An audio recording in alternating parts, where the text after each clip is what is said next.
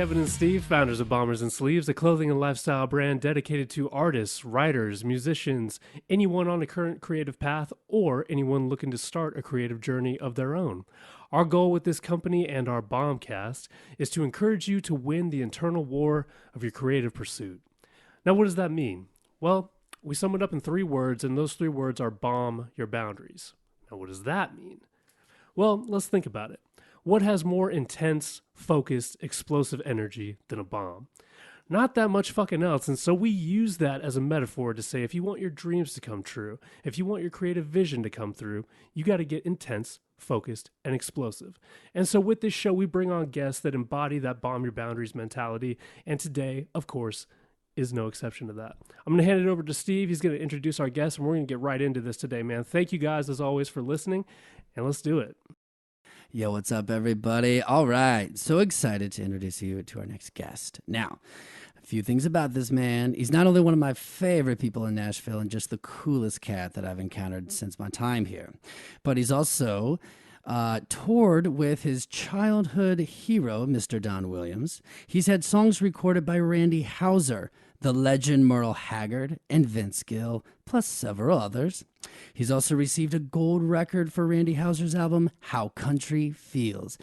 Ladies and gentlemen, I'm excited to introduce you to our guest, Mr. Drew Smith. Hey. What's up, buddy? What's up, buddy? Man, thank you guys for having me. Dude, thank you for being here, man. Yeah. Pleasure to have you here today. Dude, absolutely.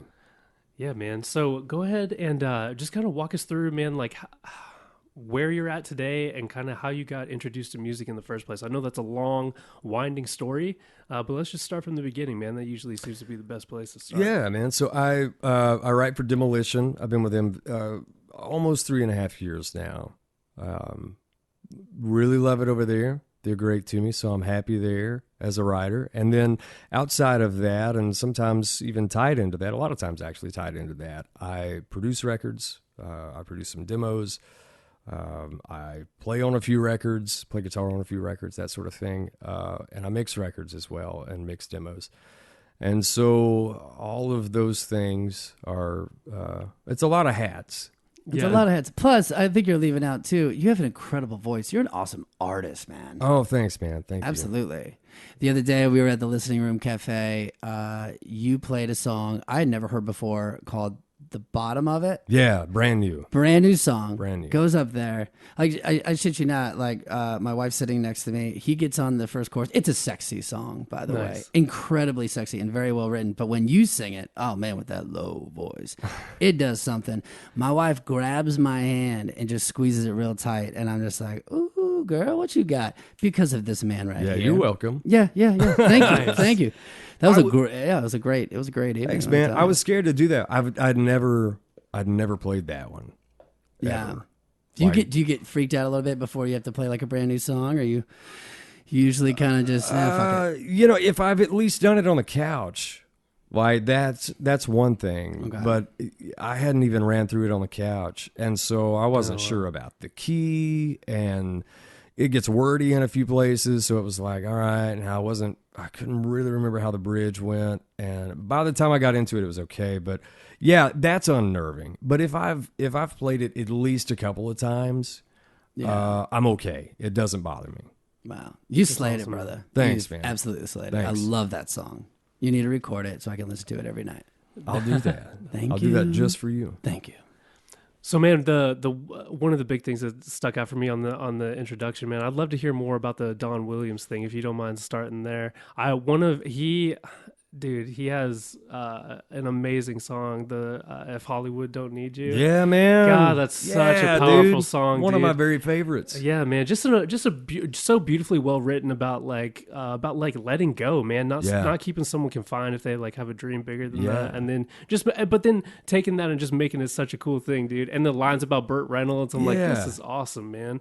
So, are you like? Yeah, I'd just love to hear more about that and like your influence on how you were influenced by him growing up, how you got to tour with him, all of that. Man, growing up, my parents listened to a ton of different stuff. I mean, a ton of different stuff. And I loved all of it. they never got into like jazz or anything, but it was like current rock at the time, so like 90s alternative. My mom was into that. My dad he loved guys like John Prine, Steve Earle. Steve was a huge influence on me as a writer.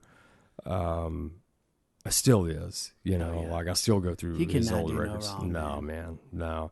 And Jackson Browne, and then all the way to Merle Haggard and Don Williams, and even Dolly Parton, and then everything in between, man, like Guns N' Roses and that sort of. So it was a lot of stuff. But Don was one of the ones that my mother. That was actually the first concert that my mother ever went to was a Don Williams concert. Wow. And my uncle was a huge fan as well. And so I grew up listening to Don Williams, and there was just something about him that, I mean, he just had such a great voice. His delivery was always so good. Oh yeah. It was like just so on point. And it didn't matter if it was a happy song or, like something like Hollywood Don't Need You. And, it was just always great. And he always consistently sounded like Don Williams. Yeah. And so after I moved to Nashville, I got my first publishing deal, and they signed me as an artist writer there. And I started working with a producer, a guy named Billy Joe Walker Jr., and amazing producer. I mean, he's done everybody: Dixie Chicks, Travis Tritt, Brian White, and like just tons and tons of people. Yeah. And so I was working with him, and we'd been, I think we'd cut some sides already. And he said, I want to take you to a meeting. I want to introduce you to some friends of mine, people that I've worked with for years. And it was Bobby Roberts, who at the time owned the Bobby Roberts Agency, which was a big booking agency here in town that had been around for years. He started it years ago. His sons grew up in it. Lance is still a booking agent. They've since sold out to United, I think it is who they sold to. But so he retired, on top. But they had, one of their artists was Don Williams. And so Billy takes me into this meeting with them, and I took my guitar and I played for them live. And they said, "Yeah, man, we would love to book you." And I said, "Oh, okay, great. Yeah, I would love to be booked." Oh, yeah. And I think it was in like December or so, they called, November or December. I just got a phone call from them one day, and we had talked about my love for Don Williams, and Merle Haggard was with them as well at the time. And so I'd talked to them about how influenced I had been by both of those guys. And like in November or December, one of them called me and said, "Hey man, do you want to go on the road with Don Williams in January?" What? I was like, what? Yeah. Yeah, I want to go. Like, can we leave now? Yeah. And so I spent several months out with him, and it was incredible. His band and his crew were so kind to me, and it started out with me like meeting them at gigs and hauling my stuff in for sound check, unpacking everything and doing my sound check, and then, I'd see him at the show. It very quickly went from all of that to, well, hey man, if you don't have to drive on this next trip, like you can just ride the bus. And then from that to, hey man, we'll take your stuff. We'll take all your gear, your guitar and all that. Wow. Just let us handle that. And Pampered. yeah, before it was over, I could show up to sound check. Everything would be set up, and we were playing really, really great theaters and really nice, really cool historical places, things like that. But before it was over, it got to the point where I could show up for sound check, and I'd walk in, and the band and Don had already sound checked, and I would have my stool, like the mic stand, my guitar would be tuned, everything. I sit on a stool kind of funny. Like I turn it kind of like weird. I sit on it weird because I'll put like one foot on the rails, right, and then one foot on the ground. So in order to do that, I have to like turn it kind of weird, Right. You know, and the stool would be turned exactly how I like it. They started marking all my stuff on the stage. So Wow. That's like the rock star treatment. it bro. absolutely is, dude. My guitar would Jeez. be tuned like it was super, super cool. And then it was, hey, catering's coming in at 5, come eat with us, that sort of thing. And it was really cool because they didn't have to do that. Right. They did not have to do that. No. So I learned that, if you just, in those situations, especially when you're going on long runs with artists like that, if you just show up and just keep your mouth shut and be kind to everybody and don't think that you're some big shit, just go and do your job and get in and get out. And after a while, like they'll come around to you and go, this dude's cool. He can hang. Yeah. He can hang. And so then it becomes, well, hey, why don't you come on the bus? That sort of thing. Yeah. Damn. But it was incredible. And I'd been out with him for maybe a few weeks or so, and Don and I hadn't spoken. I didn't want to initiate the conversation. Right. Yeah, you don't approach the master. Right? No, You let him come up to you. You let him do his thing, and you stay out of the way. And if he wants to talk, cool. And so that's what I did. I kept my distance from him. I made sure that, we crossed paths and that sort of thing. But beyond that, I never approached him. And we were in, where were we? Somewhere up north. And man, it was so cold. There was snow everywhere. And I roll up, and he's standing. Every time I saw Don, he had a coffee in one hand and a cigarette in the other. Every Classic. time that I saw him. And they said that was from sun up to sundown, like coffee in one hand, cigarette in the other. I'm seeing where the emphysema came from. Right. Yeah. And I get my stuff out of the car, and I'm walking up onto this loading dock, and he's standing up on this loading dock, and he's got his coffee and his cigarette, and he's just kind of looking at me as I'm walking up this ramp, and he says, it's like 0 outside. Right. Like it's cold. We were in Minnesota. That's where it was. Okay. Oh, so that's cold. That's cold. Minnesota cold. And I'm walking up the ramp, and he says, and I don't know why I do this, but he called me Andrew. Every time I talked to him, he never called me Drew. He called me Andrew. And so I'm walking up the ramp, and he says, well, Andrew, I believe it's warming up. I said, yes, and it's like 0 outside, like 0 degrees. And so the wind chill is probably like -15. I just laughed and said, yes, sir, I think you're right. But it was cool. That's how he broke the ice. Yeah. Ooh, I By like joking that. with me, Wow. But That's awesome, man. he's still, my favorite part of doing that tour with them was after I opened, I would go sit in the back of the theater and find a seat and would watch his show. Yeah. And that was my favorite part of it. Is I watched him every single night. And dude, he still sounded just like the record. Wow. Yeah. Just killing it. That's amazing, man. Man. So you were out there as a just solo. There was no backing band. No backing band. How's that? Is it nerve wracking? Like, okay, you're the first act. You're by yourself. There's no backing band. Like just you, and like the band of the gods is about to come on right after you. I mean, how does that make you feel in that moment? Because I had done so many openers in the past with a band, for me, it was a lot less pressure because I wasn't having to worry about all of these potential failures that could happen in the middle of a set. So Gotcha. if my guitar goes out in the middle of a song, my guitar goes out in the middle of a song. We know what it is. Right. Right?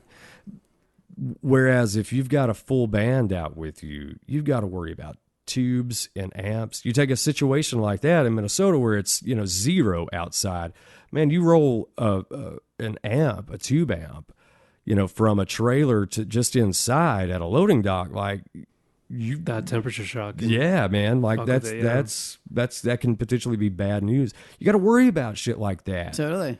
So for me, it was a nice departure from that because I had done that for a long time, and it's all I had to worry about was me. Yeah. That was it. You had the control. I had the control. And the other side of that is that if something does go wrong, I have the control. And I'm really comfortable in those uncomfortable situations where, like, if my guitar stops working, I can start riffing on something, to make fun of my guitar that's not working while a tech comes over and troubleshoots the problem. Yeah. Right. So I never worried about that. That's awesome, man. Man, I'm just like, imagine how that must have been such a cool experience with all that. Yeah, it really was. Yeah. So what happened after that then? How long was that run? Like 5 months. About 5 months? Yeah, 5 months. What he would typically do is he would do 5 or 6 months in the States. He would take, I think, the entire month of June off. And every July, he would then go to like Ireland and Scotland and all the UK stuff. And he would do that for a couple of months and then come back. But man, he worked. We weren't weekend warriors, man. Don was, I want to say 72 or 73 at that time. Okay. And I was in my 20s, and he nearly killed me because it was not the weekend warrior thing. He didn't, and there's nothing wrong with that, obviously. But it wasn't, bus call on Friday morning, go to wherever, sound check, play Friday night, play somewhere else Saturday night, and then by Sunday at noon, maybe even before then you're home and then you're off all week. It was not that, man. Like, we were doing Tuesday night shows, and Wednesday would be a travel day, and then Thursday, Friday, Saturday, Sunday, and then finally get to come home on Monday and then have to leave out on Tuesday. Like, he worked his butt off. And that was his thing, was that during touring season, he wanted to be working. He didn't like sitting at home. He wanted to be working, so he did, and he didn't want to have all this time in between. Man. Yeah, man, the Oak Ridge Boys keep that same type of schedule, man. I wonder if that's just like the work ethic from that era, which I completely 100% respect. I think so, because I think at the height of their careers, their schedule probably demanded that they were gone so much. Oh yeah, right. And so after years of that, I think when you get to the point where you don't have to be doing all those shows, I think there's kind of a lull for a lot of people, right? Haggard was the same way. Merle was like this. He would say he didn't want to be off for more than just a few weeks at a time because he would get to where he couldn't breathe. Wow. Yeah. From the anxiety of not doing anything? Just from not having to, get up and use all those muscles every night. Gotcha. Yeah. Right? I went metaphorical with it. Yeah. You're talking about for real. Yeah. Yeah. And so I think, those guys probably get to a point where they go, all right, I can go fishing. We had a good run. We can go fishing now. And so they go fishing for a few years. And then at some point they go, I don't know what else to do. Yeah. Let's go back to work. Yeah. And It's so in they your go back to blood work. by It's in your then. blood, man. Yeah. It's in your blood. I am always impressed. Don was 73 when you were on the road with him. I look at bands like Aerosmith, like Steven Tyler, still touring. Paul McCartney, a big one. All guys, Alice Cooper, all either lower 70s, mid 70s, and still full force touring. And I love that. And I think it is because it's like, it's in your blood. Yeah. I mean, back then you were gone all the time. And so I dare them to take like more than like a year off and then just sit there and like be chill. I don't think that happens. I think you're right. They have to flex those muscles and get back out there. That's what they know. That's what they love. That's what they breathe, Yeah. It's crazy. I love that though. That's awesome, man. I not to switch directions here, man, but I'd love to get into kind of like how do you approach your writing, man? Do you write more of from like personal experience, or are you more of like observing what you see and then kind of writing from your interpretation on it? That's the funny thing about doing all the different things that I do, be it producing records, mixing records, songwriting. My approach to each of those things is different. And for writing, which is really what brought me to town and what has been making my living for the last 9 years, I am the most unprepared Out of all those things that I do, I'm the most unprepared when it comes to writing.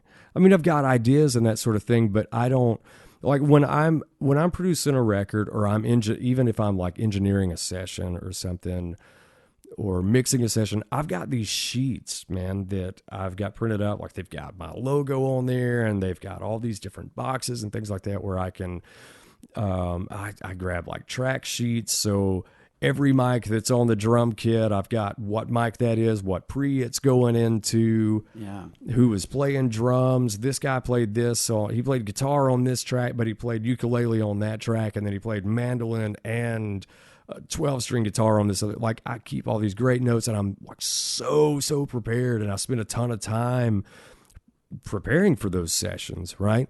And then when it comes to songwriting, I've got ideas in my phone, and I just show up. I mean, really. And I think for me, there was a time when I really tried to prepare. Like every day I made a conscious effort, and even sometimes at night ahead of my next writing appointment the next day, I would try to prepare, and I would like try to write a melody or try to write a few lines to get something going, or write a chorus or whatever. And now I don't do that. I like to just see what's in the room first. I bring ideas, and I know what ideas I'm willing to part with that day. I think a lot of us have that, where we go, man, this is a great idea, but I can't write this today. Yeah. You know? You got to be in the space for it. You got to be in the space. And so we know if we've got a list of song titles and ideas, we know what we're willing to work on that day. And so knowing that, from there, I just kind of see what's in the room. Yeah. And just go from there and chase, whatever comes up. But when we finally get into something, if it's something that I've been through and can relate to, then yes, I try to put myself in that scenario, or go back to that time when I went through that, and try to relive some of those emotions, and, ask questions that I wouldn't have thought to ask them, but now in hindsight, I know to ask, and say things that I didn't know to say then, that in hindsight I would know. So, and I think you've got a good gauge, a good barometer on, Steve, how when we write songs, sometimes you'll come up with a line and you go, yeah, but would a girl really say that? Oh, yeah. You're or would a guy really say that? Yeah. I think it's that. And you go, no, I wouldn't have said that back then. And if it's something that I've never been through, and I'm not one of those that says, no, you can only write songs that you know about and experiences that you know about and that you've lived through. I don't adhere to that. And I just try to find the best way that I can relate to whatever it is we're writing about. Yeah. Yeah, absolutely. That actually makes perfect sense to me, man, because the recording aspect of it, man, when you're on the producer end, that is a very like A plus B equals C mechanical type of thing, right? Sure. So it's a totally different energy that requires that type of tracking to it, whereas writing is much more in the moment, open, like looking at larger picture ideas, right? So it requires less preparation, because that kind of suffocates it a little bit.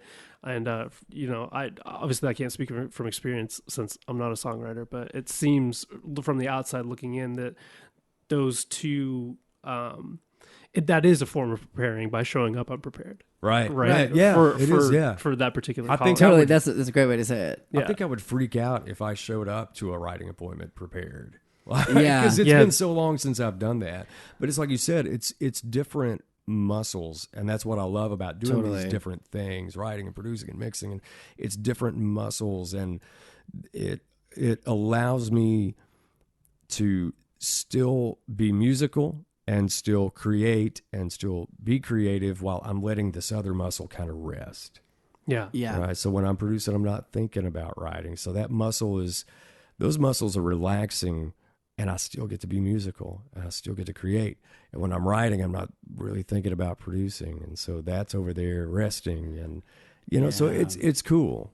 It's totally cool. I like that, and it keeps me on my toes too, because it's like changing gears. Oh yeah, it keeps you creative. It does, yeah. I like that in writing sessions. I think if us three were writing a song together, you came in prepared with an idea, and he came in prepared with an idea, and so did I, and we try to like that wouldn't work. I Right. think there is a special magic that happens in the writing room. I think that's really why we all really love to show up every day and do Yeah. it, because it's great when you can capture that song that was just waiting in the room for you.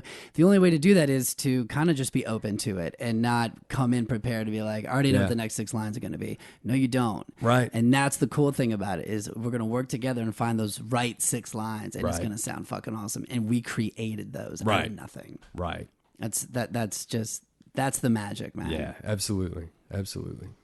That's awesome, man. I love hearing about it, dude. It's such a cool thing.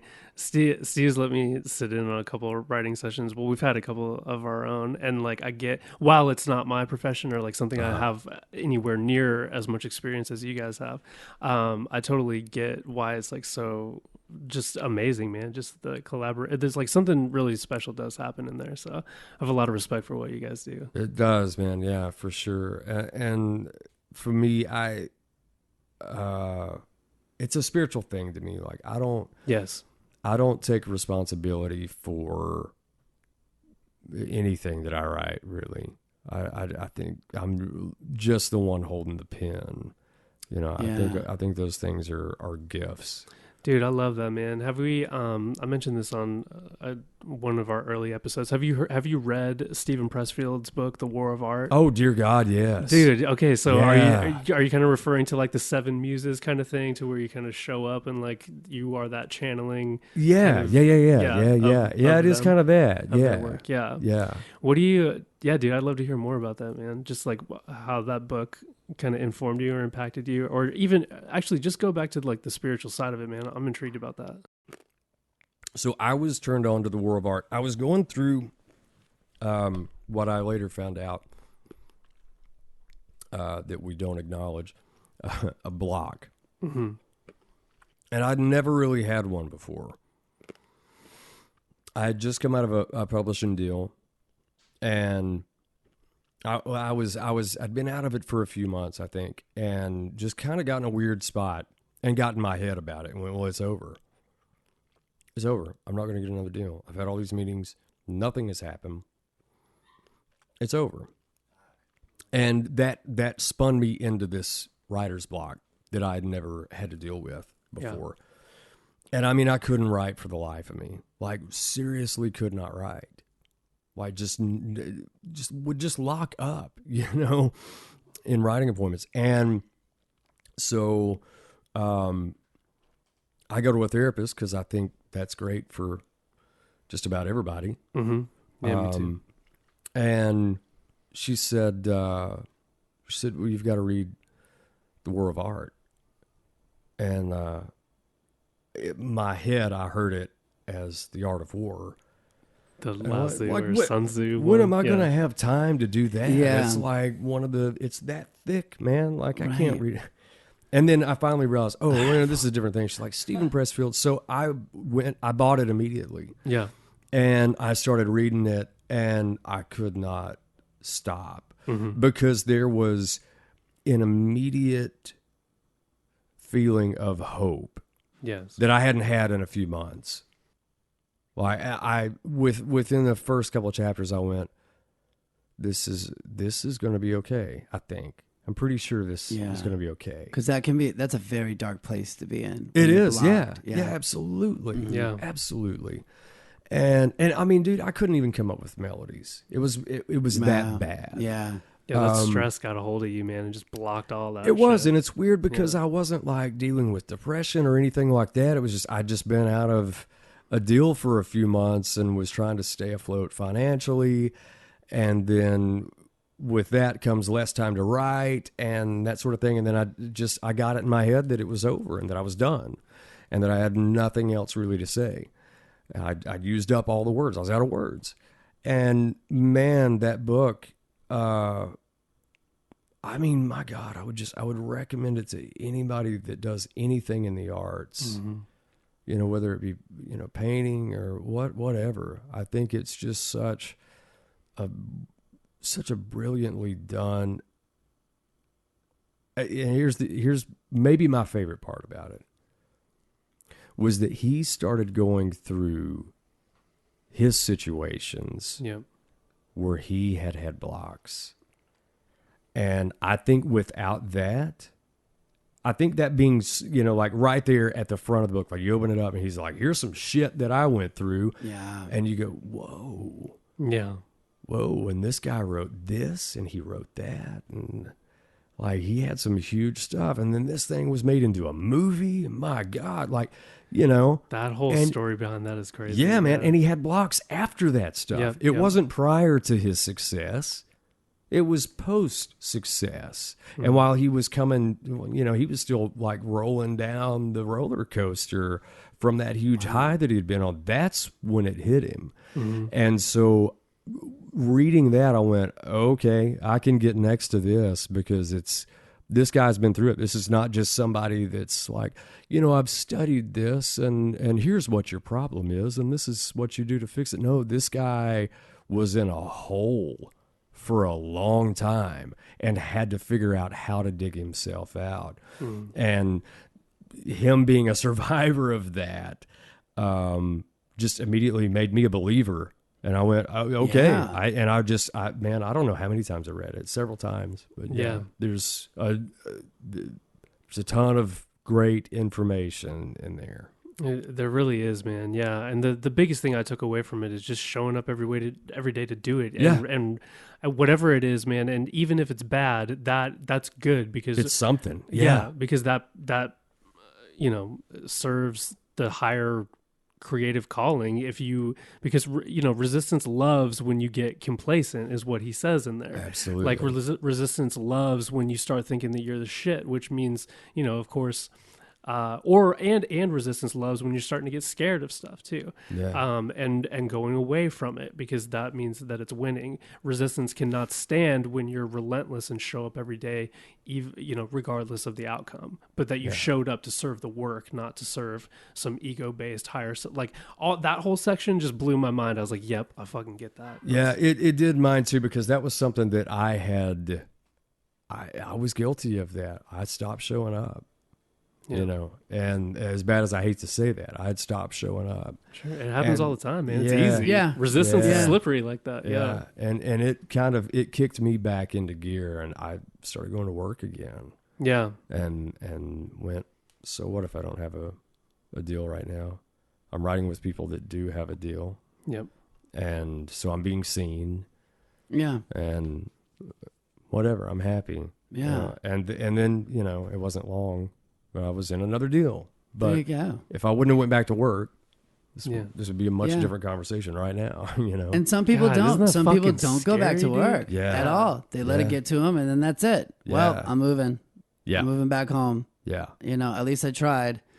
I know that block is a very scary place. So you read this book. I've never read this book. Kevin has informed me about the 70 Muses, which I think is just wonderful. And hearing you guys talk about this book, I mean, I'm going to order it right after this BombCast. Yeah. That's really good, dude. So with the help of this book, it kind of ignited you to go back to work. And then through maybe just being present and being a part of the creative process, it kind of got the melodies back and kind of got the momentum back. Is that kind of what happened? Yeah, it did. And it also reminded me that we're just humans. Mm-hmm. Like we, not to say that we put ourselves on a pedestal or anything, but as artists writers are artists.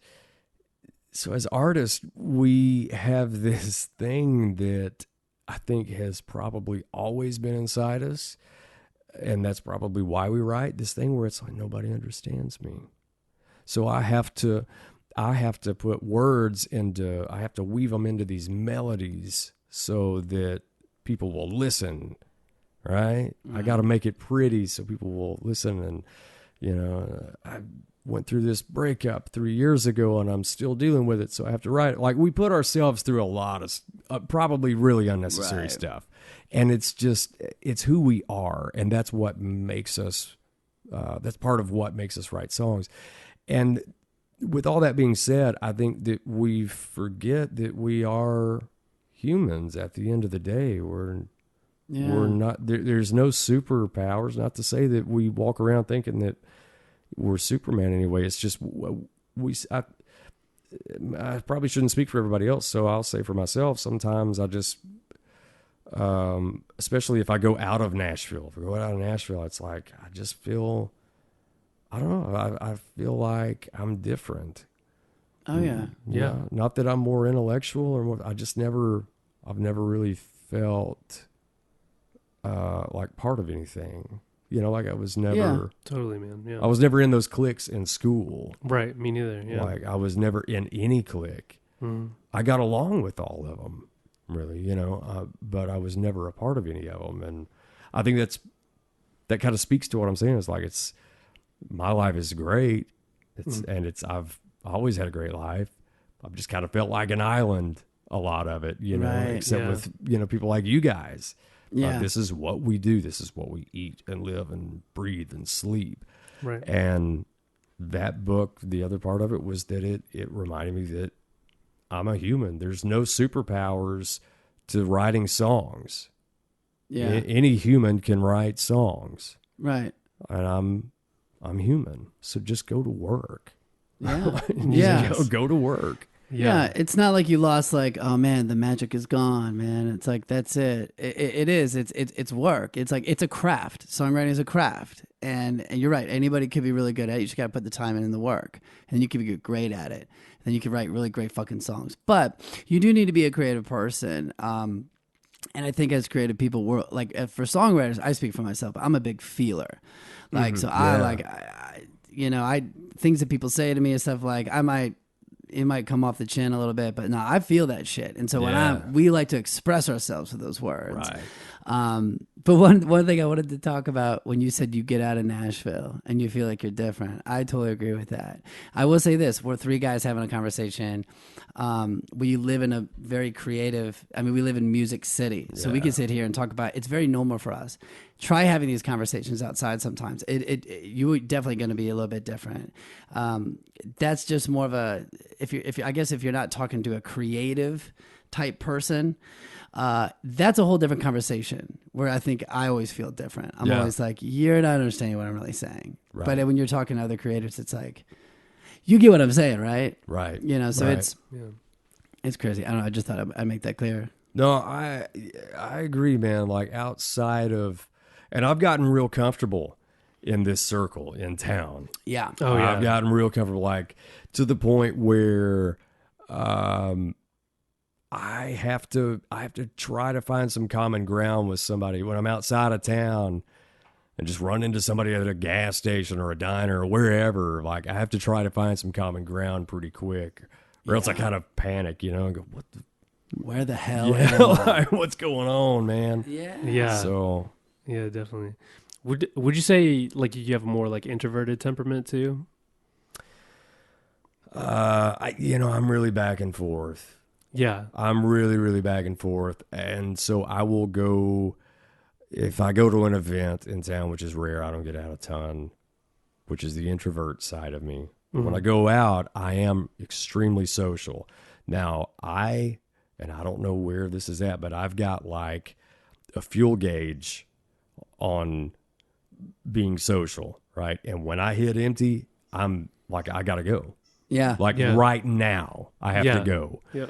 And there's no, we got to wait on Tony. He's running late. Like, no, I'm leaving. I'm going home. Yeah. God, that's so good. You have that discipline, because I'm learning that as I get older is just like, dude, when the tank is empty, I've got nothing to give to you. Yeah. I'm going. Yeah. You don't even want to be around this thing. Right. Oh, I'm the same way. You're I'm not not fun, you're not dude. going to get much out of this. You've got all the fun out of me that you're going to get for the night. Yeah. Yeah. I'm so glad you feel that way. I the other night at the demolition thing. Yeah. I was really tired. I've been up since like 5 and, getting all my workouts in. It was just a very busy day. After we got done playing, I didn't mean to not say goodbye to anybody, but my tank was on empty. Yeah. And I was like, I got to go.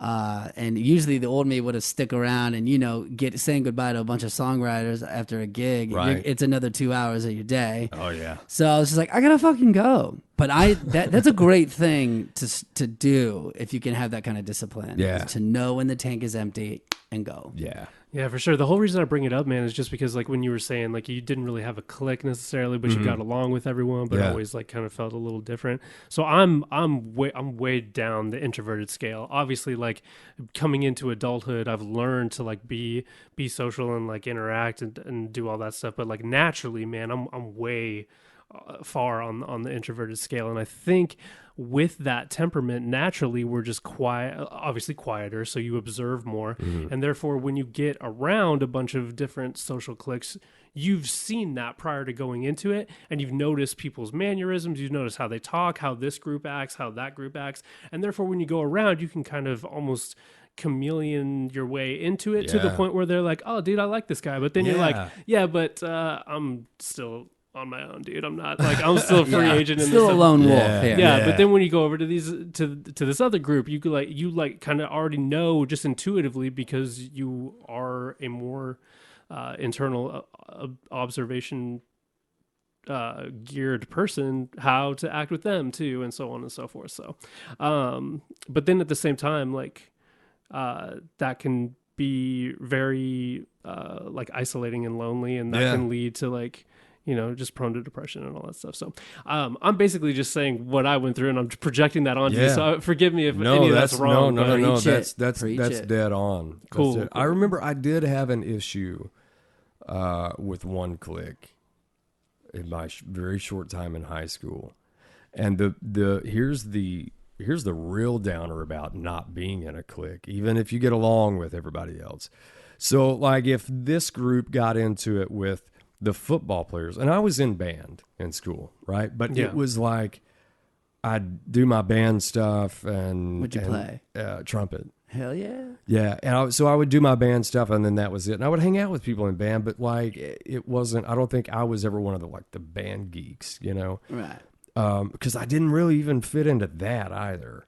And so but you know, like if Click X got into it with like a football player, he had the support of the entire football team, right? Yeah. If you're not in a clique, you are so screwed. And I know this from experience. Yeah. I got into it with this guy. He was in like the country boy clique, Yeah. right? Oh yeah. And dude, it was... I bet that's intense in it Lawrenceburg. went- dude, it was so intense. Like, show up at your house and shit. You know, like, and it was one guy. It started with one guy. Yeah. It started with one guy, and it quickly turned into like 8. Oh man. You know, and there's nobody around. I don't belong to Yeah. any clique. Like, I totally see how the prison gang thing happens. Yeah. Right. That's how it happens. Right. Yeah. That's It's survival. Yeah. That's what's so fucking crazy about the school system in high school. You're just like so blatantly presented with human nature at like Yeah. the animal level. It's fucking insane, dude. It really is. Like yeah. that dissipates hardcore when you're an adult, or people just mask it and tone it down a That's lot the more. thing is like Yeah. you are introduced to it so violently. Like Yeah. it's like they shove you into it and they go, here's this, and it's, you know, you got these Yeah. people and these people and those people, and you can't do this over here, and like all this shit. And then as soon as you graduate, it's over. Yeah. Like it And is none of that shit mattered. You're like, it never mattered, dude. Yeah. Never mattered. I always think it's funny, man. Like, my parents would always tell me like that. They're like, don't worry about it. It doesn't matter. It doesn't matter. My parents were hard on me, I think, because they were always trying to like help me, and they were trying to make me realize like, dude, this isn't the end of the fucking world. But when you are in high school, it is everything. And you're right. Totally. As soon as you Yeah. graduate, Yeah. it's like, why the fuck did I freak out over that shit? I lost sleep over that. Right. Like, that ruined my whole entire summer because of that shit. Yeah. Now I got a light bill. Yeah. I thought I had problems exactly. back then. Now I got a light bill. I know. I'd rather I can't have afford country to pay clicks it. show up at my doorstep. Yeah. Wait, I gotta ask. So, what was the end of that story? Did the lone wolf prevail? Did you kick some ass, or was it? Did you talk yourself out of it? It kind of so actually this is what saved me. So, like I said, it started with one guy, and of course it was over a girl. Yeah, Every it was- good fight's over right, a broad. Come right. on. And so his buddies and all that, they're all mouthing at me in the hallways and stuff like that. And it came to blows one day.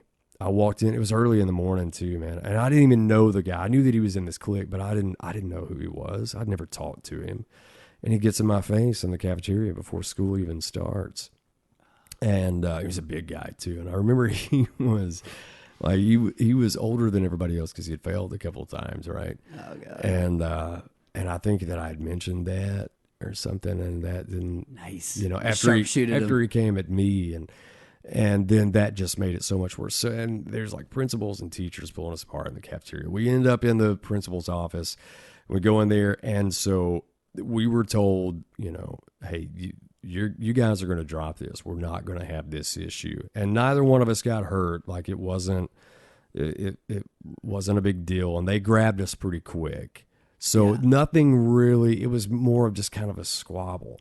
Yeah. And then like a week after that, some kid gets his head cracked in the hallway. Right? And so and I'm still in this thing with the country kids, you know, all the country boys, like I'm just trying to keep my distance. Got our eye on you. So this other kid, completely unrelated incident, he gets his head cracked in the hallway. And so all of a sudden it was now the rule that if you're in a fight, it doesn't matter who starts it. If you're in a fight, you're out of here. Yeah. You're expelled. You will fail because we're gonna suspend you for X amount of time, and that's going to be enough time that you're not going to be. So you're going to have to go to the adult high school. You're going to have to finish out whatever. It doesn't matter if you're a freshman, senior, whatever. You're out of here. So that became the rule, and I think that was probably what saved my butt. Yeah. Was because it got real serious because this other kid gets his head cracked. Jeez. Wait, Yeah. so this is actually good because this was, And I dropped out too.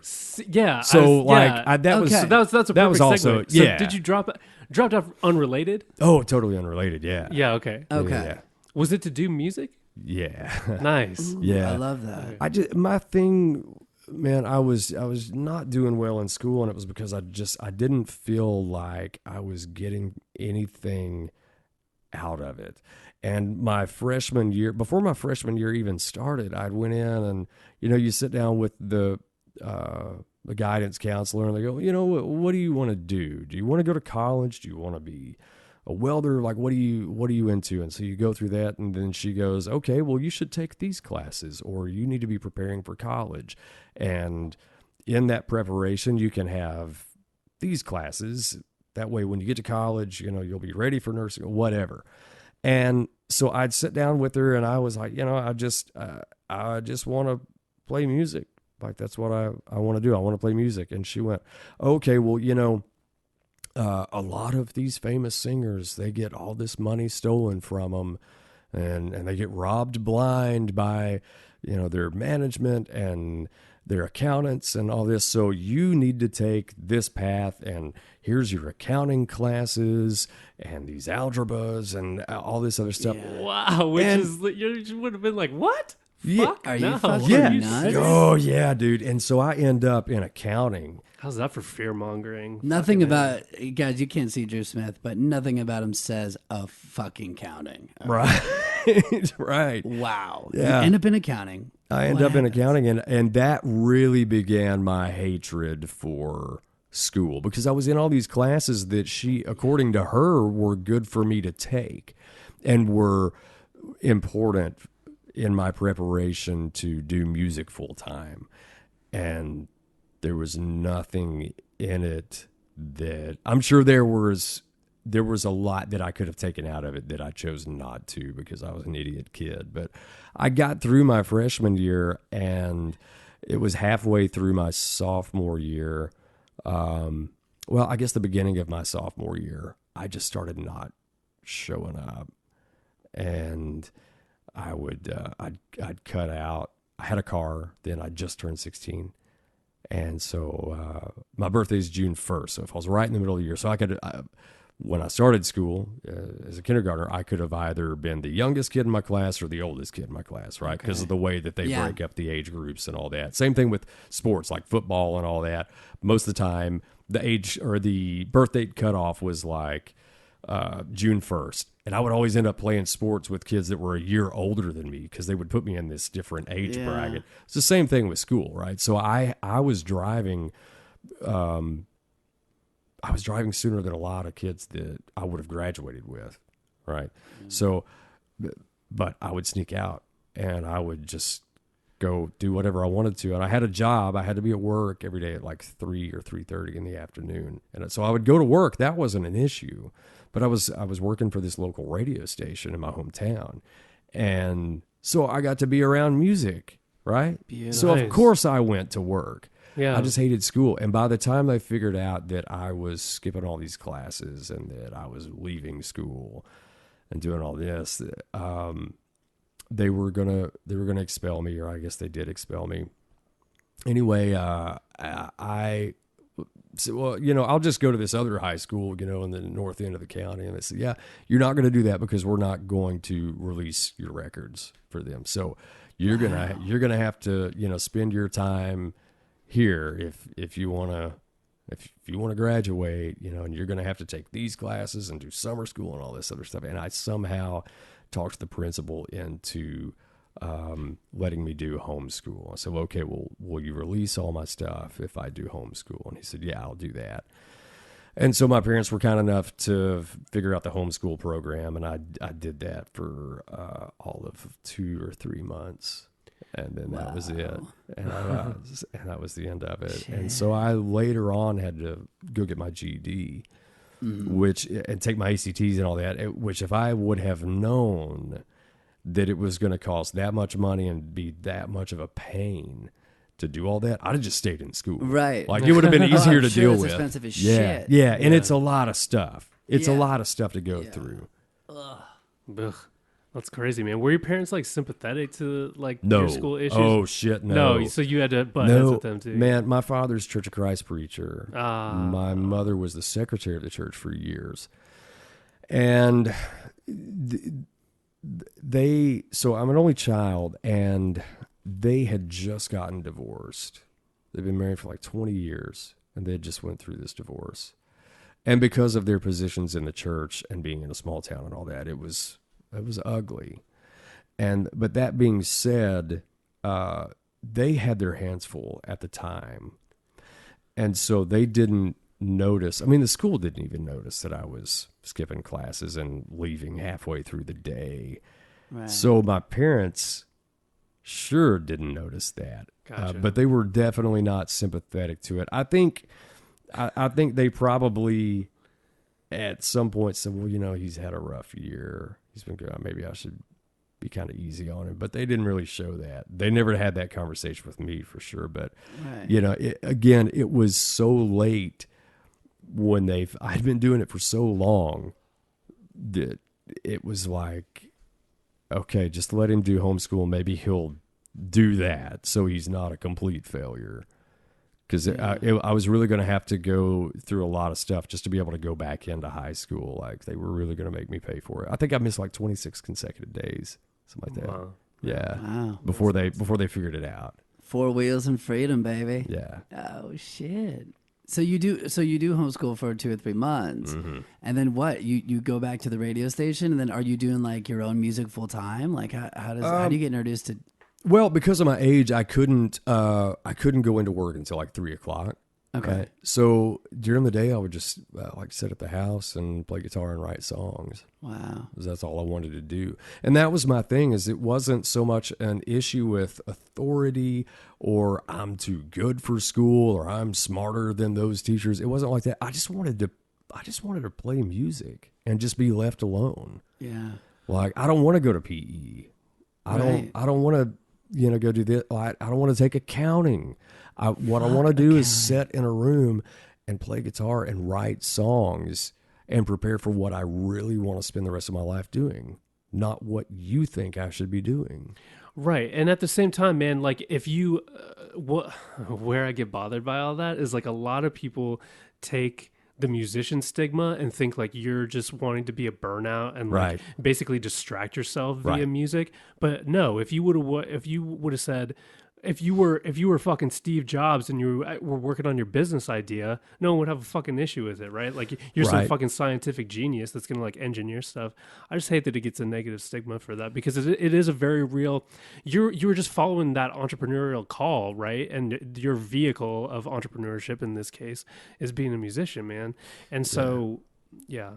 I left a job that provided insurance, 401k. It paid pretty well. The radio station. No. This was when I was working for the ambulance service. Oh, okay.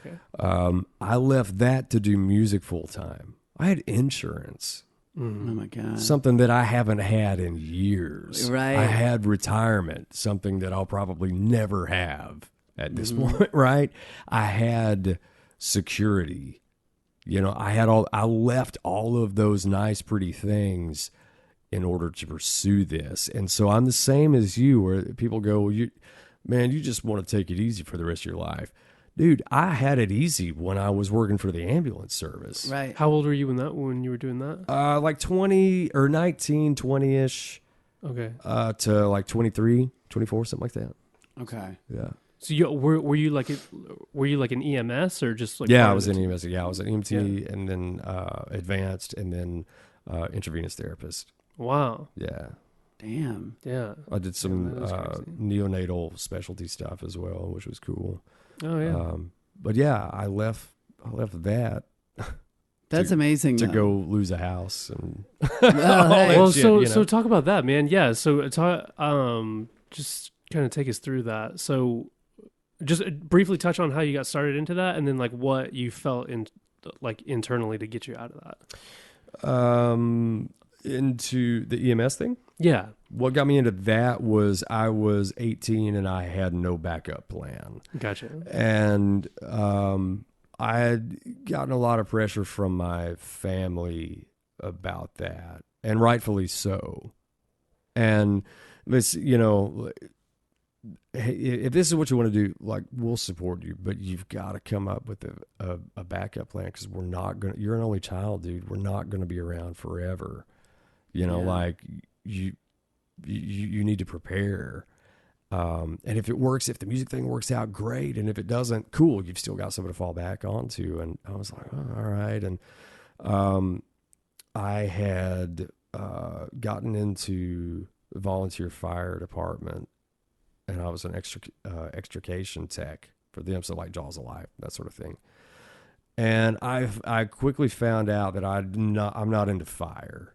Why there's Yeah, dudes. I get it. Volunteer Yeah. firefighter guys don't hate fire. Hate fire. There are dudes that really get off on that, and they go, oh, somebody's shed's on fire. Hell yeah, let's go in, and and I'm Backdraft. yeah, and like yeah, exactly, yeah, man. Like they fantasize those things about it, and it's not anything like what you see in the movies, and it's miserable. Like, it really is miserable. On top of the fact that you've got likely a family that is losing everything that they own. But for me, I just don't like fire. So Yeah. I stuck with the extrication tech thing. I got my license for that. And I was like, man, I really think I like the medical side of this better. And I like that it goes further beyond what I do here. If there's a car wreck and a patient has to be cut out, like, I cut them out, that's great, but then what happens? They take them away and I never know what's going on. So I thought it would be cool to see that side of it and have, kind of see it more through, be able to do more. And so I went and got my GED and took my ACTs and did all of that crap, and then got myself into college and did that, and then got my license and started working for the ambulance service. And so that was how I got into it. Okay. Yeah. Gotcha. And how long did it last before you're like, nah, fuck this too? Like 3 years.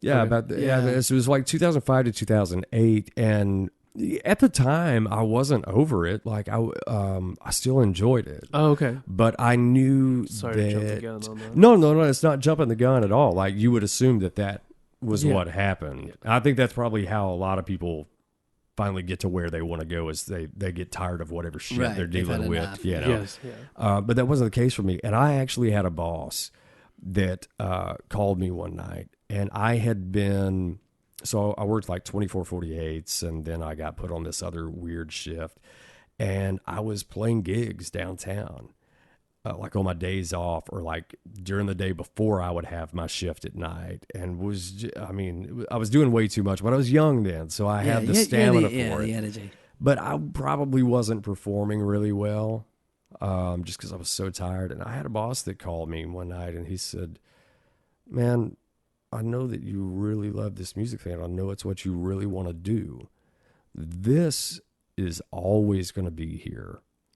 But for your age that you are now, you can go and you can make some mistakes, dude. You can screw some things up. You can make some bad decisions on your path to trying to get to where you want to go, and you still have time to recover. If you sit around and you wait until, you're financially secure and you've got this and, a house and you're married, and it's too late, dude. It's over. Like, that ship has sailed. So you've got to go do this now." And I said, I'm definitely not firing you. I'm just telling you, I understand. And I think this guy did like a couple seasons with Oakland Raiders or something like years ago. Oh, wow. And he blew out his knees. Right. And that's what took him out of the NFL. But he was like, I understand what it's like to have a dream that most people will never be able to realize. And he said, so you need to go live that out. And he said, I want you to take some time and really think about it. And if you want to go do that, you can give a 2-week notice, or you can call me and say, Mike, I'm done. And that'll be the end of it. If you go out there and you fall on your face, call me. You've got a job here anytime you want it. Dude, so what a fucking cool guy. I love this Holy guy. Shit. I love this guy. Dude, the next day, I quit. Fuck nice. That was the end of it. Wow. I bet he was proud as shit of you too. Yeah. I hope he was, man. He was so high up in the chain that I didn't have a lot of like FaceTime with him. Plus, because of my shifts, I didn't see him a lot. And I hope, I hope that when he found out that I quit, I hope he went, man, that's my boy. There you go. Go chase that thing. Nice. Yeah. That's amazing, man. That's amazing. Especially coming from a boss or someone up above who probably hated to lose you as an employee, but knew. He just knew where your head was and where your heart wanted to be. That's one of the few jobs. Well, that's really the only job and the only thing that I've ever done that I felt like I was great at was being a medic. I felt like I was not music? No.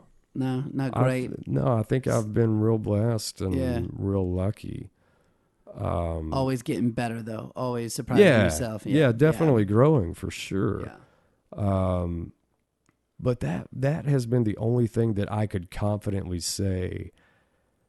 Because, you know how it is, man. Like, look who all is in this town. Like, the best songwriters that have ever lived. Like, we see them at Starbucks, dude. So I think that knocks us down. Like we were talking about before starting the podcast. You think you're this great guitar player or a great drummer or great singer, great writer, whatever. Then you move to Nashville and you see like your perception of great and good and all that completely changes because you see actual greatness and you go, holy God, I am not there yet. Yeah. But as a medic, like that was one of the things that I could very confidently say. I could get up every day and go, I'm great at this. Wow, that's awesome. I bet that was still pretty fulfilling though. Yeah. I wouldn't want to go back to it. Yeah, and that's a young man's job for sure, both physically and mentally and emotionally.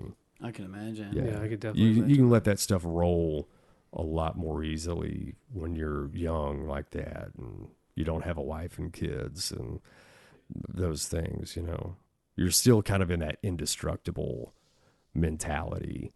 You see some wicked shit and you go, yeah, but that'll never happen to me. And you move on from it, Right. It kind of slides off your back. Now, it's a different animal. It's a different thing. I don't want to do it now. Yeah, especially, dude. I mean, especially I couldn't imagine that either. Like having a family, like anytime I roll up on something like that, I'd be like, fuck, dude, that could be my people. Like, Yeah. yeah, the closer you get to mortality, you're like, dude, I'm not, I'm early 30s, but it's still like each passing year, you can't stomach that as easily. No. Yeah, for sure. All right, bro. So you leave. You quit the next day. Yeah. Now, when does Nashville, Tennessee So, come in? so growing up only 90 miles south of here, Right, you're not too far. I was driving back and forth. I was commuting. And so I didn't have to, like, I held off on moving. Like, I was working for the ambulance service here, right? So I would drive an hour and a half to work every day, right? And, even at that time, like, the cost of living here was much higher than what I was accustomed to back home. And I owned a home there and owned a house. And so I just drove back and forth for the longest time. And then, so I leave the ambulance service. I'd picked up an agent. I start doing all these West Coast states and like Midwest stuff, like Wyoming, North Dakota, South Dakota, Colorado, New Mexico, all that stuff. And I'm out there with a band, and we're in a van pulling a trailer and doing casino gigs and like saloons and stuff like that. And we'd be gone for like a month at a time because you're so far away from home that you only had a few days off. Well, you can't drive back to Tennessee from like North Dakota in a day. That's not how that works. No. So we couldn't come home on our days off. So we'd be gone for 4 to 5 weeks. This is 2008. So this is the recession. And all of a sudden people stopped showing up to shows. They stopped coming to the bars. They stopped going to the casinos. And so we're not making hardly any money. And what we are, it's going into like tires and gas and hotel rooms and feeding the other guys.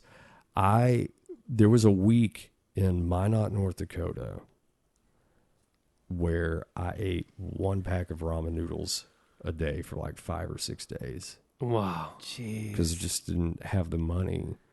All right. Fuck. And playing at this shitty casino there, where the pay was terrible. So there wasn't even like hope of going, okay, I'm eating ramen noodles today, but by God, when we get paid this weekend, we're going to have steak. No. Right. No, it's It's ramen. like, it's still ramen, but 1 pack every day. And so I did that. And as a result of that, of not making that money, it like within a year I was foreclosed on. Wow.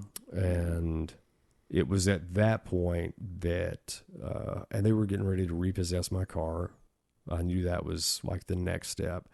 And at that point I had a friend of mine that called me, said, "Hey man, why don't you come up and meet me for lunch?" I said, "All right." It was a Saturday morning. He called me. So I drove to Nashville. And I think the foreclosure had happened like just a few weeks prior to this.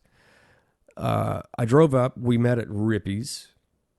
Oh, yeah. We had lunch, and he said, "Man, it's time you moved to Nashville. Like you got to come up here." I'm like, wait, dude, I just lost my house. Right. Like I just went through this terrible breakup, and like. She got the dog, the house has got like all this shit. Like I'm not in any shape to be moving to Nashville, and I've still got dates to do this summer, and it just doesn't make sense. And he's like, no, dude. Yeah, you lost the house and the girl and all that. You've got literally nothing keeping you there. I've got a place on the lake. You should go stay there. If you can pay rent, pay rent. If you can't, call me. Wow. We'll figure it out. Sold. And I went, okay. Damn. And I drove home, and I packed my stuff up into my car, and I drove to Nashville the next day and made the move. I mean, he was right. There was nothing keeping me there at that point. Yeah. All the reasons that I thought I should stay were actually all the reasons that I should leave. And so 100%. So I moved up. And then I really got serious about things. Yeah. So you and Yeah. you when you first I bet get that here. felt amazing, dude. Yeah, go ahead. Oh yeah. I mean, you first get here. I mean, what are you doing? Are you going on Broadway? Are you looking at all the talent, or do you immediately start writing? Are you writing every day? What's the daily? yeah, I was writing pretty regularly, and I was playing downtown a lot. Okay. But writing quite a bit, and that was kind of the day-to-day thing, man. And still, like I said, still going on the road a little bit, but not as much. Had kind of fallen apart with the agent just because no one was making any money at that time. Again, with the recession and all that. Sure. I think like Vegas had a huge loss those few years, 2008, 9, 10.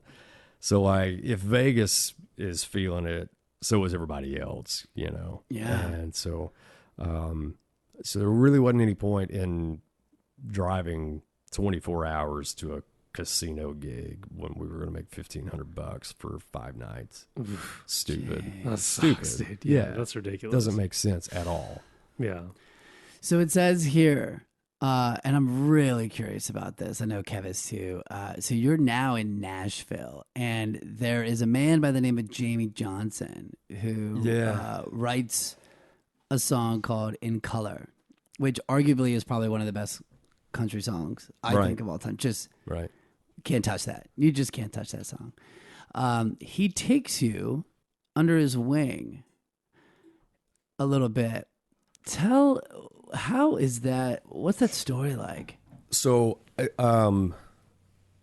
his keyboard player at the time, the guy that played keys on the road for him and on some of the records along with Moose Brown, I had become friends with him. Okay. And he had done some gigs with me, and he was older than me, had been in the business much longer, and I really just valued it. It was a guy named John Scott, and one of the most talented guys I've ever met in my life.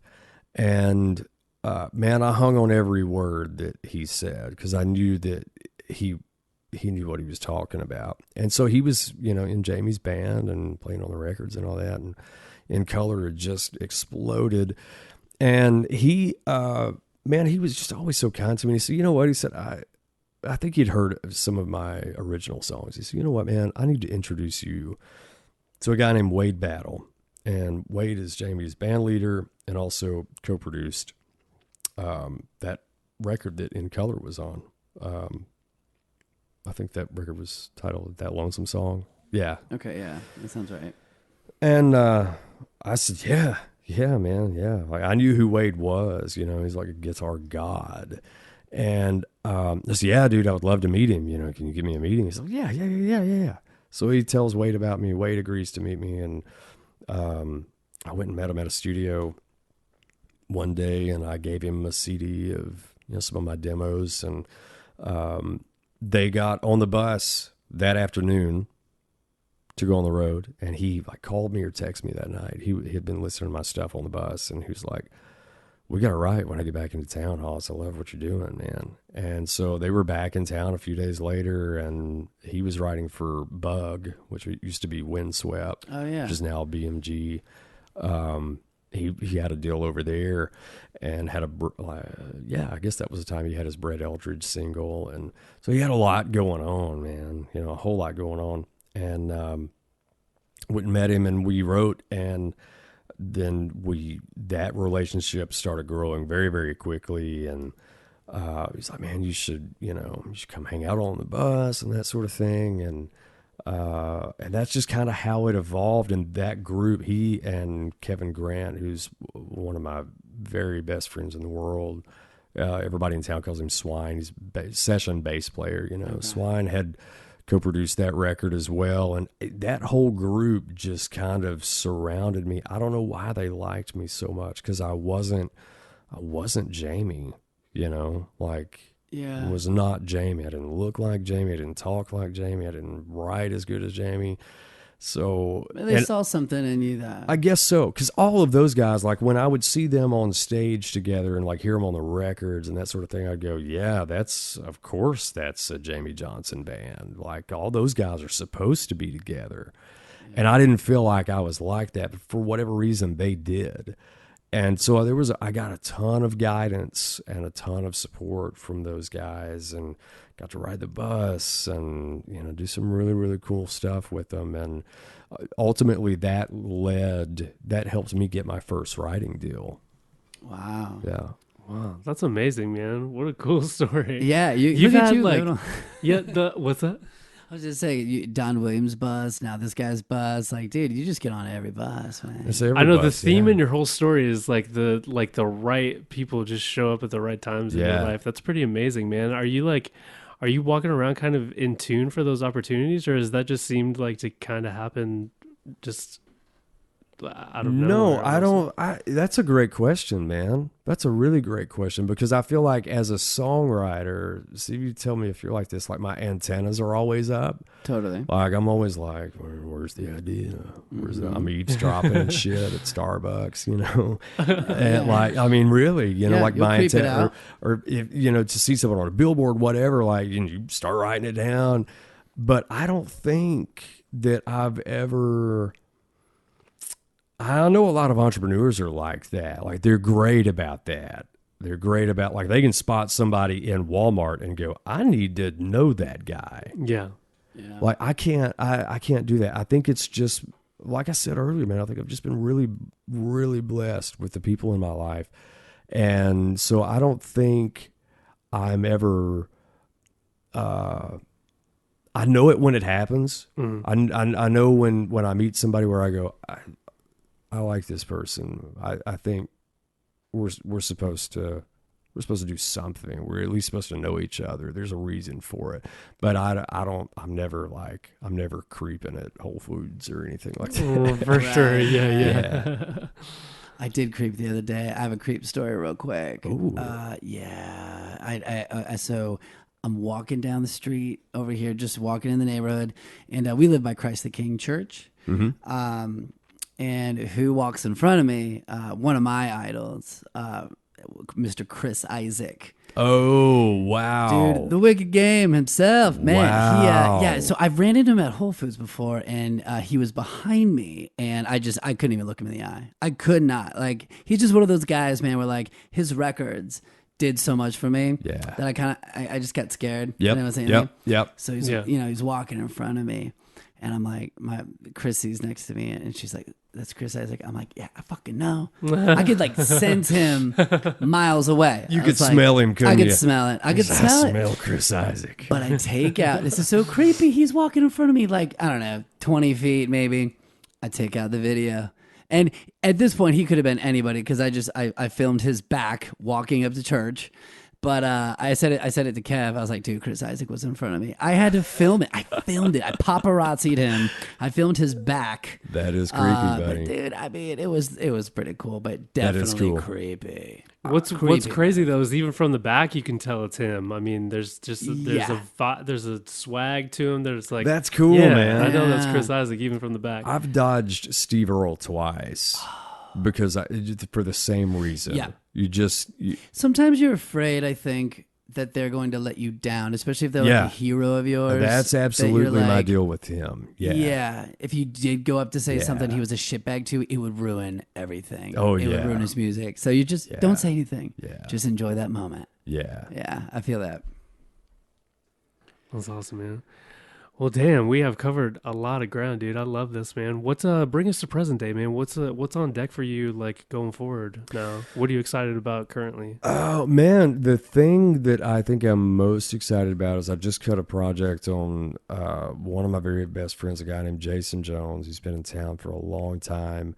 He's such a talented guy, and we've been talking about doing it for years. We've been friends for ages and been writing together for ages, and I've always been a huge fan of his. We've been talking about doing a record on him for years, and we finally have gotten ourselves in a position where like everything worked out. The finances were mostly there, and the timing seemed right, and the songs were there. And so we just cut a project on him like a month and a half ago, something like that, over at Sound Emporium. And that you were so awesomely repping their shirt today. yeah, I love yeah, that shirt. I love those guys, man. Yeah. It's a great place. There's so many great studios in town, and when I can't work in the studio in North Carolina, I'm real picky about where I go. Yeah. You get used to a place, like you spend enough time there, it feels like home. And I think out of any studio anywhere in the world, the one that I work out of, a place called GAT 3 in North Carolina, is like, that one feels the most like home. But we had a great time at Sound Emporium. Mike Stankiewicz engineered and just did a bang up job, and was able to work closely with him during that process. And he's one of those guys that, as a producer, if you walk in and you've got some like technical ideas, he's open to that. And you don't find that just anywhere. And I didn't know Mike prior to this project, and I walked in that morning. We had a full day with the band. I think we were there 2 or 3 days. We were gonna, track everything the first day and vocals the next day, that sort of thing. And like, I walk in early that morning, and he's already got the mic set, the assistants there, and like, we're getting ready to get levels, and he starts working on drums, and I was like, man, what have you got on drums? And he starts naming off mics, and and I go out in the room and I look at how he's got the kit mics, and I come back in, and I've known this guy for like 15 minutes, and he's probably not even had his coffee yet. And I'm like, hey man, can we add this to the kick, and can we do this stereo mics on the bottom of the snare, and can we, I want stereo room mics, and like, did all, and he was just, yeah, dude, absolutely. And he would have the assistant go out and hang the mic, and we got to do all that. He was very, very cool about that. Because a lot of people wouldn't be. A lot of people wouldn't be. Like, they would do it for you, but they would let you know that they thought it was dumb. Yeah. You I can know? see that, totally. And he was very open and like very receptive to my ideas regarding that. And then that opened up conversation like at lunch, and he was like, dude, so why do you do this? And I'm like, well, it's because it does this to the snare. And he's like, I've never even heard of that. I love it. That's like, dope. so we began sharing like engineering, like audiophile secrets, Yeah. the nerdy stuff. Yeah. That's awesome. But so I'm really excited about that. So we're getting ready to go mix that. I am going to mix that in North Carolina. So that record will hopefully be out in the next couple of months or so. And Jason's a great artist. He's a phenomenal writer, and he's got a good following, on social media, and that seems to account for a lot these days. Oh yeah.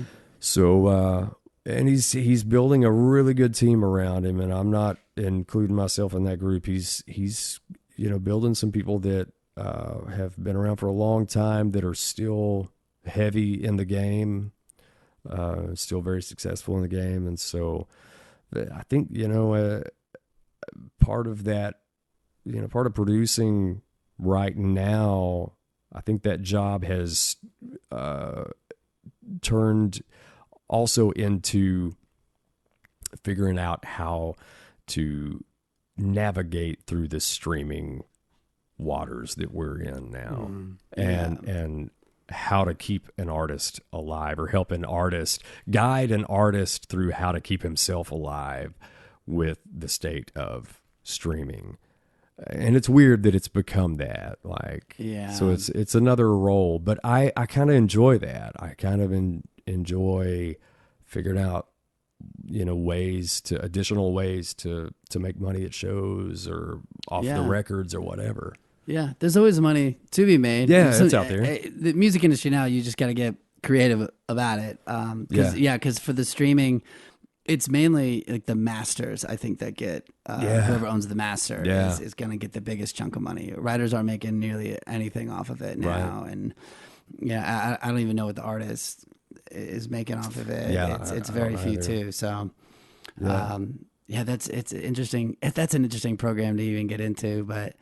Dude, that's fucking awesome. I'm excited to hear that shit. I've heard some of your, I've only heard like samples. You've played me some stuff of stuff that you produce, and it's awesome. Thank you, man. I fucking appreciate love that. it. Yes. Thank you. I've got a new cut. I just heard it on the way over here, actually, today on Rob Snyder. He just cut a record. Rob wrote "She Got the Best of Me" for Luke Combs. It was a 4-week #1.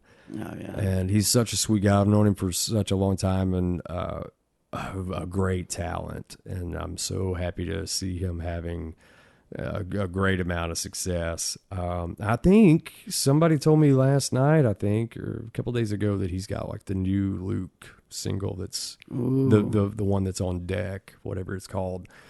I hope he does. But yeah, so and I think that's going to help him with as far as, promoting his record. I think Luke Combs is, fans will kind of gravitate towards what Rob is doing, and so I'm excited about that too.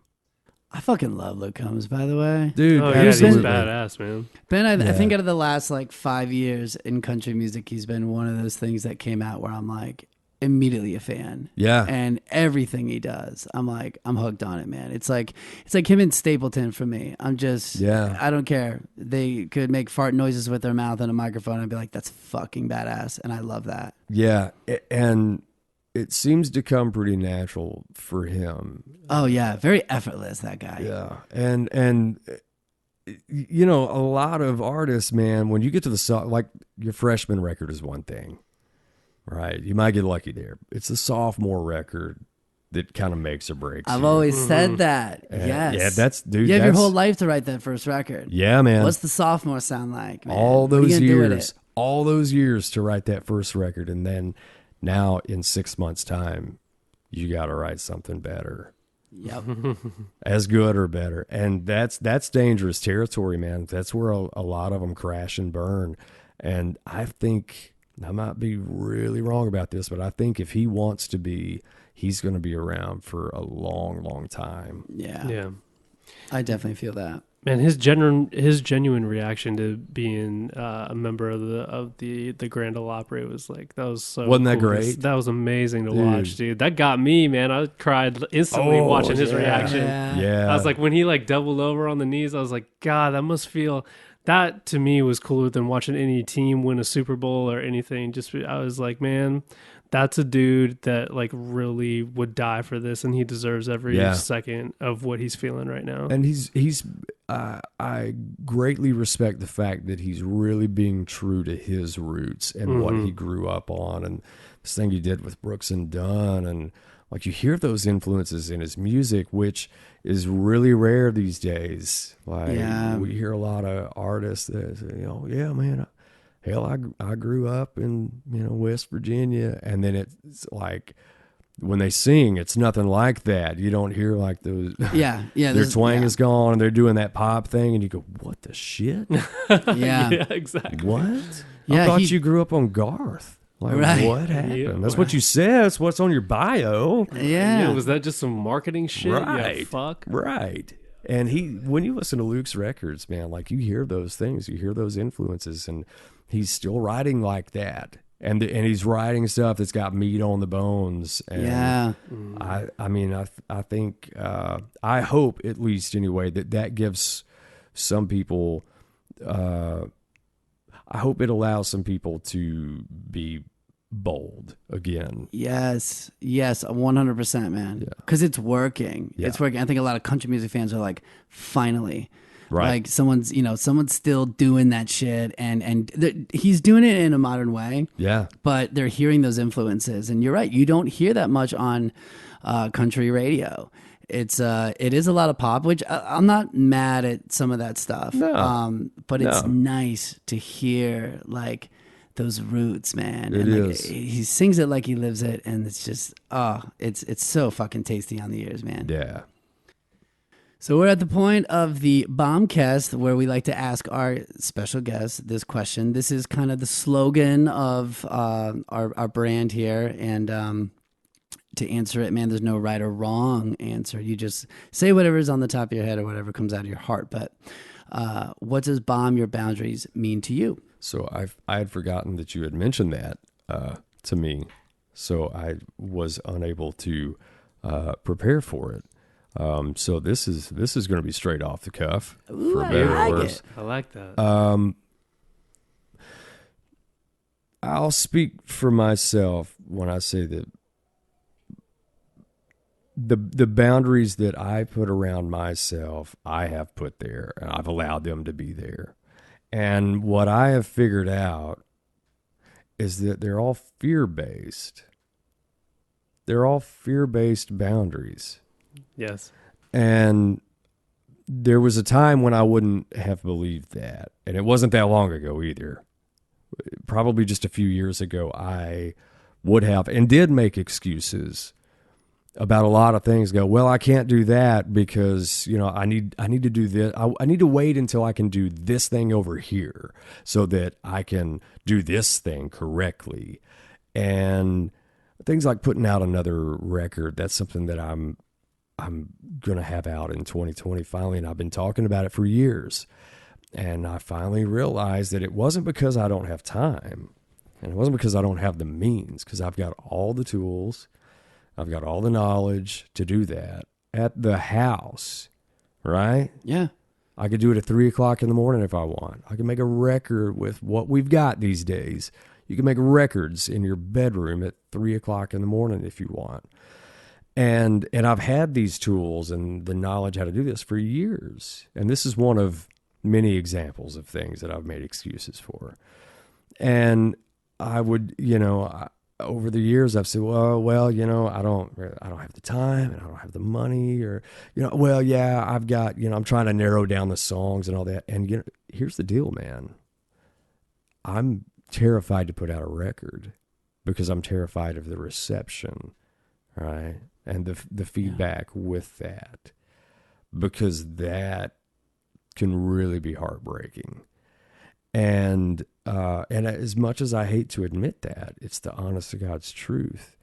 So that boundary that I have, that all that barbed wire and stuff, where I go, well, I can't go out and do this, I can't go past this line here. It's fear-based, because I'm 34 years old now, man. I shouldn't give a shit about what anybody thinks about it but me.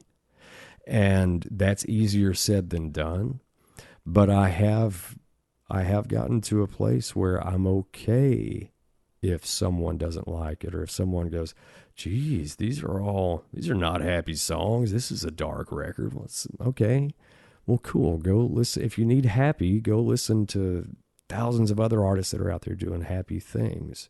And so I've been working to get through that fear. And again, there's a lot of other examples, but the point is, for me, Bomb Your Boundaries is figuring out how to get rid of that fear that's keeping you boxed in. And I don't think there's one particular answer for how to get past that. I think I'm one of those that I'm so ADD when I try to clean the house. I'm like, all right, I need to do these things. And it's like I'll be doing the dishes, and halfway through the dishes, I go, oh, I gotta go make my bed. Yeah. There's dust on the mantle. Holy God, I have to fix that now. And I go do that. And so for me, and I've really worked on myself a lot in the last year. And one thing that therapy has for sure helped with is, like, you can take things one at a time. You can deal with things one at a time. You don't have to take them all on at once.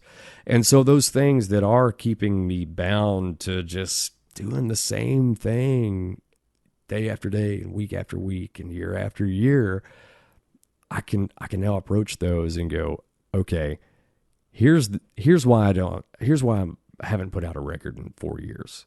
It's because I'm scared of this. So here's how I eliminate that.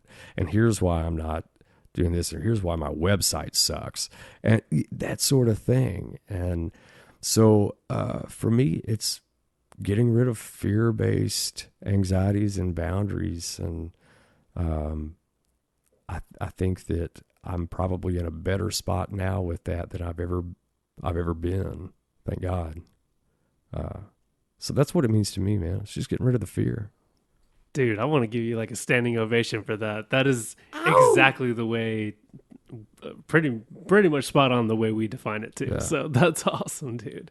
Yeah, and that's one of those things that's hard to talk about because really it's is, man. You don't want it's- to talk about things that, like things that you fear and things that you're scared of. That's It's like vulnerable. very vulnerable. It's very personal. You don't let that out. But Yeah. I think recognizing those things, Yeah. and the whole, I think Kevin says in the intro, like bombing it is you have to say it. You have to get it out there. Yeah, And then it's what you're gonna do with that. yeah, exactly. yeah. Yeah, and then it's the follow up on that, and taking the consistent action towards it. Yeah, dude. I mean, that's just, I love hearing you say that, because, like I said, man, that's exactly what all this was born out of, and that's literally, for me personally, that's exactly what it means. Yeah. Same thing. Strangely, we have a lot in common. My work in therapy, I do the same thing. Kind of led to a lot of stuff that helped start this whole company. So it's just really refreshing to hear, man. I appreciate you sharing that. Absolutely. Yeah. And I need to hear. We all need to hear. The world needs to hear this new record. yeah, Definitely. Please, Yeah. God. yeah, it's coming. I promise. This one's gonna happen. Yeah, baby. That's awesome, man. Where That's can what they I like to find hear. that when that happens? It'll be everywhere, man. Okay. I'll do the whole iTunes or whatever that is now. Yeah. I guess is that not a thing anymore? iTunes, it's a No, thing. it is. Is it Yeah. still Sure. a thing? Okay. Yeah. I It'll thought be on there. I thought they dumped that like a few weeks ago. I thought that was no longer a thing. It was something with Apple went away. I think it is Apple Music though, right? Or is it iTunes too?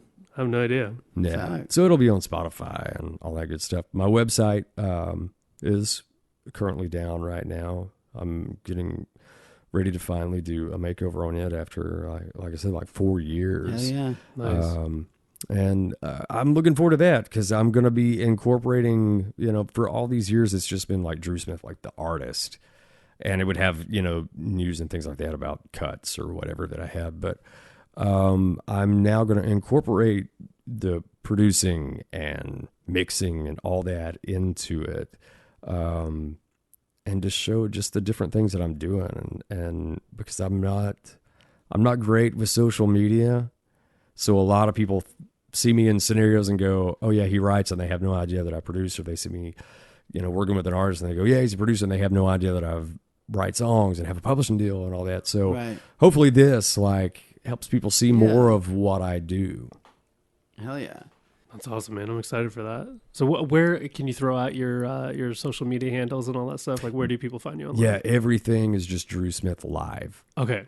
Yeah. I love it. Cool. We follow each other. I creep on you sometimes. I appreciate that. Hell yeah. I get what you're saying about the social media, man. We all do. We Yeah. all know. It's Yeah. it's a full-time job, man. It is, yeah. It really is. Yeah. I know. And it's really nothing. My thing with it too, like, we're all creative people, so like we feel like, oh fuck, I don't want to waste my time because it feels like anti-creative.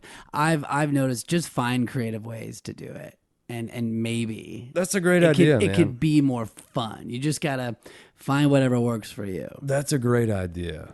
I should probably try that because I'm like, here I am with this guy that I'm writing with today, and it's a picture of a book or something stupid. Right. It's not. This is me eating a sandwich today, Yeah, guys. here's my Hashtag sandwich. Yeah. Do you have the thing? Do you guys have the thing where you're like, I don't think people care about what I'm having for lunch or what I'm. Yeah. Because I think that's my Absolutely. biggest thing with it is I go, nobody cares. But I care about what everybody else is posting. Right. I You love care to about sift their through that. sandwich. Yeah. I think you just got to say, honestly, you just got to say fuck to all that shit and just be like, look, if you're going to do it, then you have to just be like, fuck it. I'm eating a sandwich. Here you Yeah. go. Yeah. I know it. And you're not ever going to feel cool maybe doing it, but you got to be, if you are going to attack social media, you got to be in the game. I mean, not saying you have to take pictures of sandwiches, but take a step back and be like, fuck, dude. Actually, think about it. You wake up every day and you go to that right, and that's the most important thing to you that day, right? You're Sure. you're doing the thing you love. That's important. That's actually important to post. Sure. So if it's important to you, I think it's important for other people to see it. Yeah. That's a great point, man. Great point. I'm glad we talked about that. Yeah, Yeah. for sure. All right. Well, I think that is a good stopping place, man. I hope you guys enjoyed today's episode. I know you got value out of that. Please head over to iTunes, rate and review. Give us that 5-star review. It really helps, make us more visible on that whole platform. If you dig this, please share it in an email, DM, whatever you got to do to help us spread this message far and wide. We really want to get messages like Drew just shared multiple times with everyone out there who may be struggling with the same things, maybe stuck creatively, maybe dealing with anxiety of their own, whatever it may be. Like, we are here to help you bomb your boundaries, as we just discussed here, and kind of move the whole creative needle forward. Man, we're all in this together, so just help us do that. Steve? Yeah, I just want to thank our guest again, Mr. Drew Smith. Dude, you rock. Yeah, thank amazing. you guys, hit I him had a up on blast. social Thank you, media. man. Yeah, man, he's amazing. And please do yourself a favor, check out his music. It's awesome. And dude, I'm so excited for your record to come out, and I'm so Thank you, happy man. that you're doing it. Really Thank am. you, So thank you. Yeah, me too. y'all don't forget out there, hit us up, and always remember, bomb your boundaries, baby. Peace.